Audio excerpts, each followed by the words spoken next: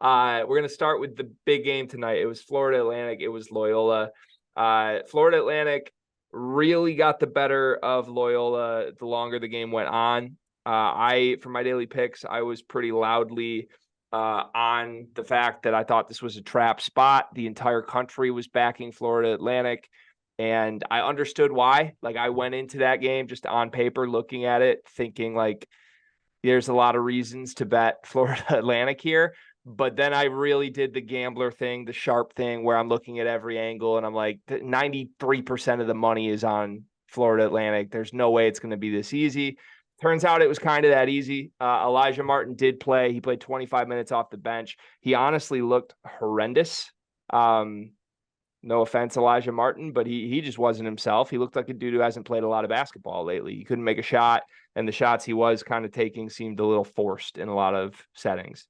So, anyways, Loyola, for people that don't know, I mean, we're huge fans of Drew Valentine on a personal level, let alone a basketball level. I think historically we have always been very high on him. At one point, we were loud that we wanted him to be Michigan State's future head coach. New roster for them. They really rebuilt this after they were so, I don't even want to say bad. They were just struggling last year. I mean, they finished last in a brand new conference. They had the challenge of going up a level to the A10. It didn't go well. He knew he needed to make changes. He made a lot of good ads in the offseason. Tonight, they didn't look so great. Greg Dolan was essentially the point guard. He finished with 5 points and 1 assist in this game. Braden Norris does not look like the guy he used to be. Played 35 minutes tonight. Did not have a lot of production. So what was your impression of this game? Let's start from a Florida Atlantic perspective, because I think that, no offense to Loyola and Drew, but I think that is the thing that matters most in this game is Florida Atlantic for real, or are they not the team that made the Final Four run and they just had a magical run?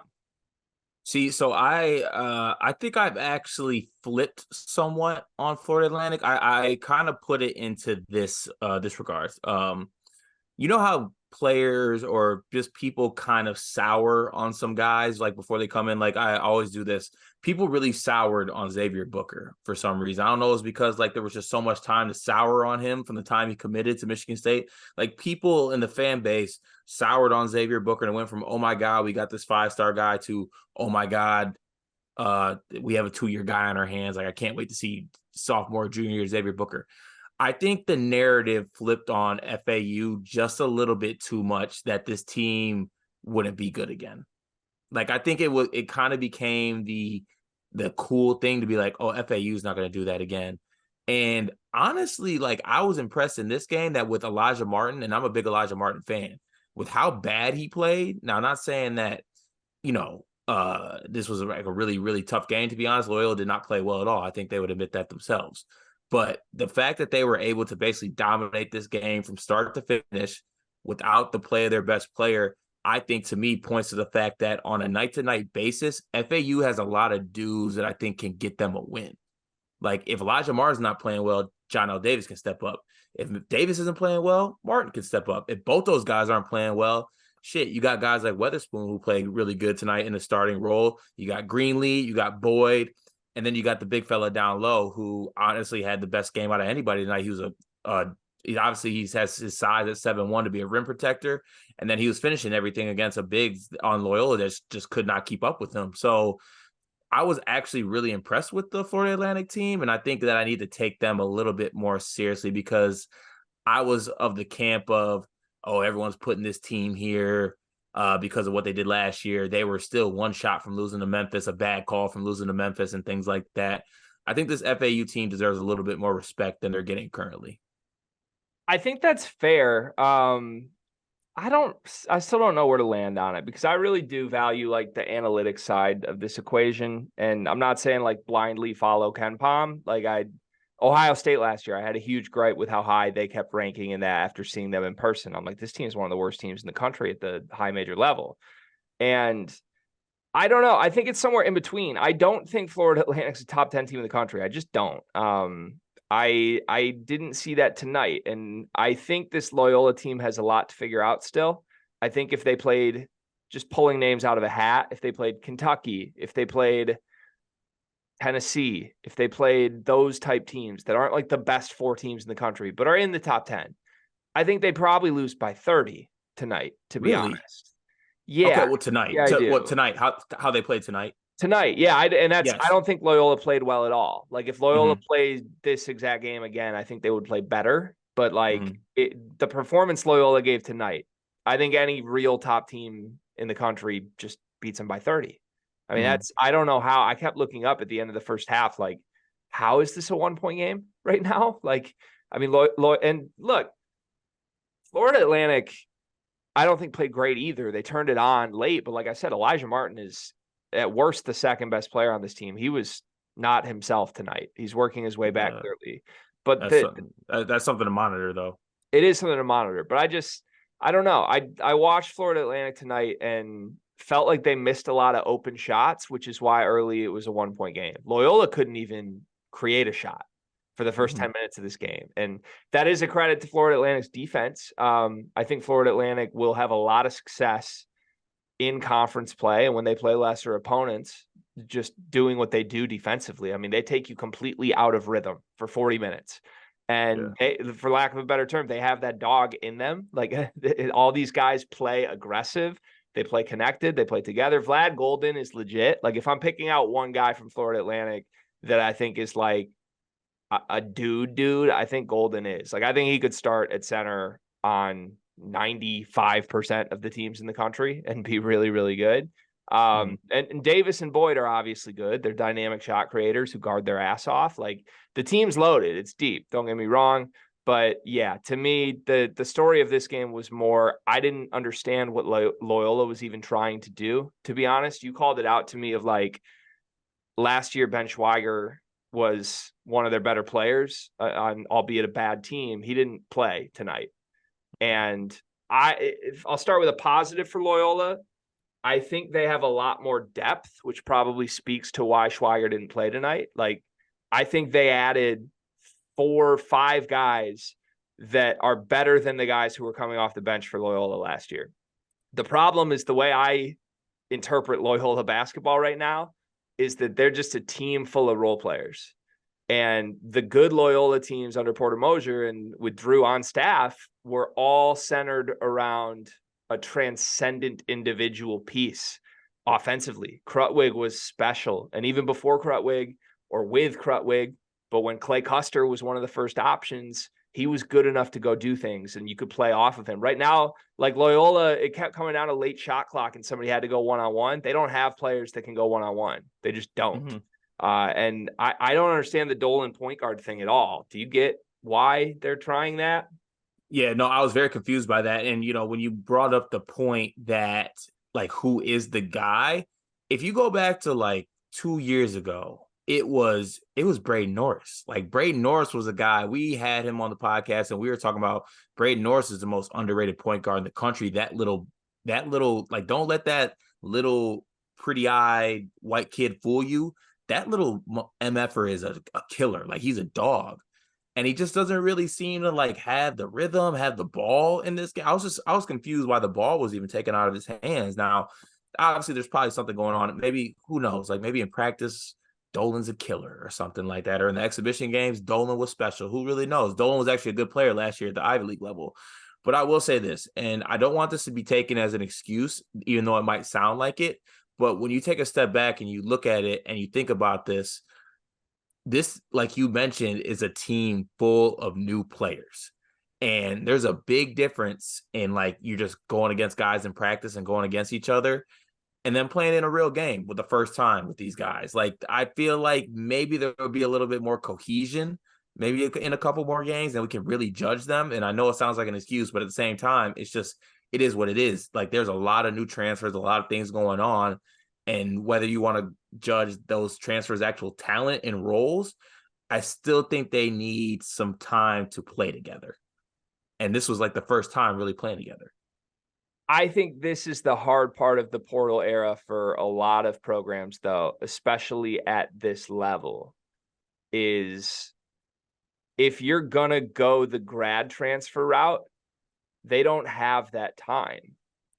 Like I watched it happen with Michigan the last 2 seasons, right? Like, okay, Jalen Llewellyn's our ball handler.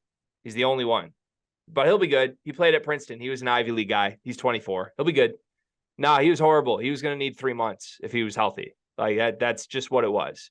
Even the year before, Devontae Smith got really, really good by the end of the year, but it took him 3 months.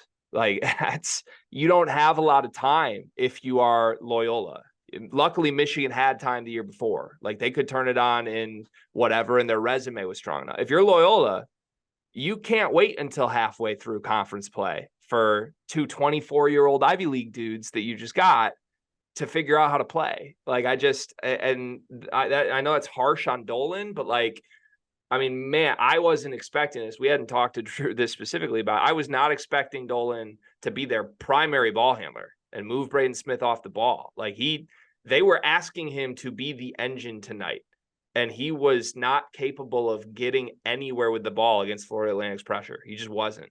So it set him up for failure tonight, at least. And I don't know what they do with that going forward, because he'll probably be better against less athletic teams, less good defensive teams, and cohesive as a unit. But like, I don't know that inspires confidence that like that's your guy this year, right? Yeah, it doesn't. And also the reason I brought up the like not playing together much is because it wasn't just like the new guys coming in, like the surface level stuff. It was, I actually texted you when I was watching the game.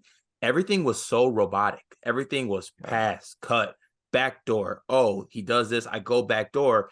And at the same time, Florida Atlantic is deny. They're up in it. They're denying you. That's a perfect time to attack off the dribble. Like right now, they're putting all this pressure on you because they think you're scared to dribble, and they think you're just going to pass it around and do handoffs and do things like that. And there was points in the game where guys like Alston and other guys like Watson were able to actually get to the hole, but then they struggled finishing over a 7-1 guy, obviously. But that was the right play. There just seemed to be no attack to Loyola. It was just very robotic, and just it looked really bad. And that first 5 minutes was like, I was like, what are these guys? You know, they look like they never played with each other before. It was pretty bad. So, like I said, they play more together. They loosen up maybe a little bit. I just thought there was plays to be made, but everything was just very robotic to me. Yeah. I don't know. I'm rooting for them, but I don't know. It did feel like it was a team that played together and had so much success all of last year versus a brand new team. The problem for me with that excuse for Loyola is that on paper, this team returned a ton, Cart. They returned 74% of their minutes from last year. Like, why does this team feel so new?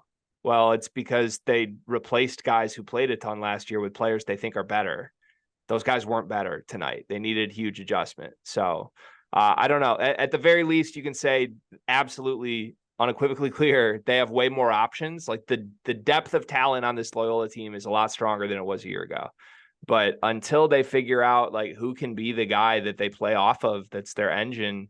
And I think it maybe they want that to be Phil Alston. Like he was the most aggressive guy tonight, 4 for 12 from the floor, finished with 15, led him in scoring. But I don't know. I guess I'm just not his biggest fan of his offensive game. Like I know he's had good games, but he's definitely like huge steps behind the transcendent Loyola engines we've seen in the last 10 years. Yeah, I mean, I think it has to be Braden, but I don't know if it can be. I don't think it's going to be Braden. I just don't. And I think the staff knows that. Like, I don't think the staff's doing something wrong. I think they're trying to put Braden in positions to succeed by taking him off the ball and having him be a spot shooter. But like, yeah, that's the guy you're putting on the ball needs to be really dynamic. And at least tonight against a great defense, Dolan wasn't. So, all right. All in all, stock up Florida Atlantic in your eyes pretty significantly though after tonight. Yeah, I would say stock up. Yeah, for me. Okay. Yeah, I think that's fair. Especially when they get Martin back, for sure. I mean, if they had healthy Martin going like he was in the NCAA tournament tonight, this is a much different game. Yeah. At the end of the day, like I think even though it's a cheat code to say it, like you already mentioned it, at least with this Florida Atlantic team, you're gonna have some dogs that you're gonna have some guys that are gonna battle. Yeah, it's gonna give you a good chance. And there's guys that are skilled too. They're not just like unskilled, just dog guys. Like they got guys with skill and they got some dogs. So like there'll be something to be reckoned with this year. It's just whether, you know, what level they reach exactly. We'll say this, it is impressive to me that Loyola had a run deep into the second half in this game. Like there were plenty of opportunities for this game to become a 20, 25 point deficit before the 10-minute mark in the second half. And they hung in. Like this was a cohesive team, even with the new faces. Like they competed defensively, they competed on the boards, and gave themselves a shot. There was that huge, big, like basically flagrant push in the back that they gave the ball back to FAU, and they got the and one and the free throws. Like that was the game. It was over. Yeah, that speaking of that, dude made me want to pull my hair out because like he was like hitting threes and then like making defensive plays at the same time, like doing flagrants, blowing layups, and like some of his threes didn't look close. He was just like scaring me to watch play. Yeah, it was. There were a few guys like that. Hey, it's upward from here, and I do think Loyola will be competitive in conference play. You agree with me on that? Like they're not going Yeah, to I finish do. last in this No, they're not conference. gonna they're not gonna finish last in the A10. I can confidently say that. Yeah. Okay. Go blurs. Blur up. Is that a thing? Am I I making think that it's up? go blurs. There's no blur up. No, big blur. Get blurry. I don't You, really like to make blurry. I don't really like to make blurry jokes right now. do you have a why? Because my vision is failing me. Mm-hmm. Oh yeah, okay. Do you have a comment on any of the Loyola fans, the students that showed out? It seemed like you were impressed with the student section in this game, a little home court advantage. Yeah, I do. They really showed their blur spirit. Get blurry. Let's move on.